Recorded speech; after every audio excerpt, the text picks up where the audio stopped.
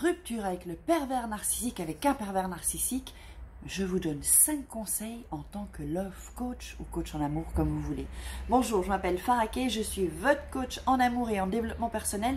J'aide des femmes à devenir des warrior girls en amour et dans la vie. Alors, si vous n'êtes pas déjà abonné et que vous nous rejoignez, je vous invite à vous abonner là sous la vidéo, vous activez la petite cloche et toutes les notifications, bien entendu, pour être au courant de tout ce qui sort sur cette chaîne avec cette grande communauté où nous sommes beaucoup de femmes. Il y a un tout petit peu d'hommes, donc ils sont les bienvenus. Alors, on va entrer dans le vif du sujet. Restez bien avec moi jusqu'à la fin, ça va être croustillant. Alors, par rapport, qu'est-ce qui se passe quand on est avec, quand on a une rupture? Bon, ça peut être une rupture aussi sans que ce soit un pervers narcissique. Donc, la première des choses qu'il faut faire, c'est de rappeler tous ses amis ou les gens avec qui on n'a pas parlé et peut-être de leur expliquer.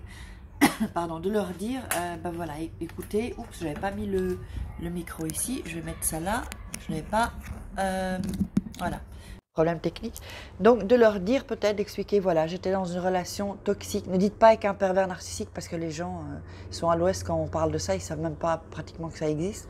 J'étais dans une relation assez toxique et je suis pas venue vers toi parce que j'étais pas bien et j'avais pas envie que tu me vois pas bien. Enfin voilà, vous voyez, vous pouvez dire ça d'une certaine façon parce que les gens puissent un peu comprendre et de dire peut-être que vous regrettez, que vous avez envie de recréer un lien avec eux.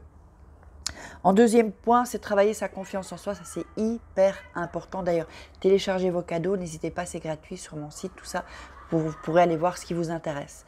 Donc, travailler sa confiance en soi, c'est au quotidien, bien entendu. J'avais fait une vidéo sur la confiance en soi. Je vais voir si je la trouve, je la mettrai dans la barre d'infos.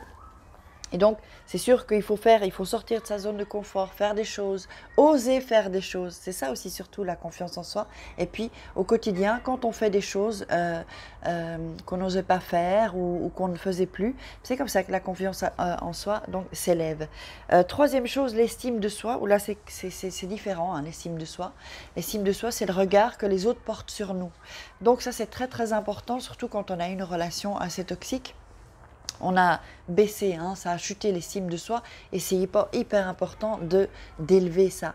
Donc c'est changer aussi son système de pensée, c'est pouvoir contrôler ses émotions, en tout cas les changer quand nous avons de mauvaises émotions ou quand on a ces petites pensées, vous savez, qui vous dites dans la tête, parfois on ne s'en rend même plus compte, oh t'es nul, c'est tout ce qu'on vous a dit en fait, ce sont les petites voix intérieures, comme on dit, les pensées, ce sont les gens qui vous ont dit que vous étiez nul et ça vous revient en fait. C'est ça, hein, ce n'est que ça en fait.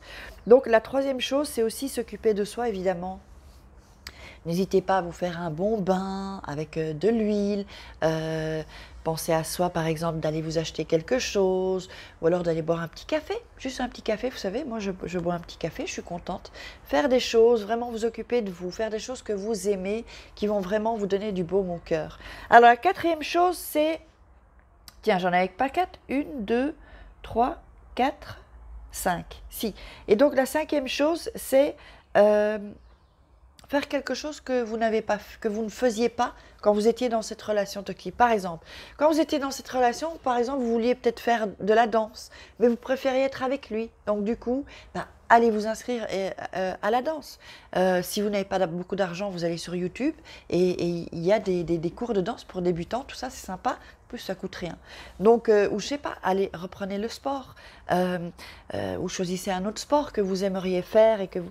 Allez au cinéma si vous ne le faisiez pas. Allez, sortez en boîte, en discothèque, un peu vous amuser avec les copines. Vous voyez, faites des choses que vous ne faisiez pas et que vous aviez envie de faire et que vous n'avez pas fait finalement quand vous étiez dans cette relation toxique. C'est vraiment hyper important. Je vais rappeler donc les 5 points. Premier point, donc rappeler ses amis. On les contacte, on y va, on n'a pas peur et on y va.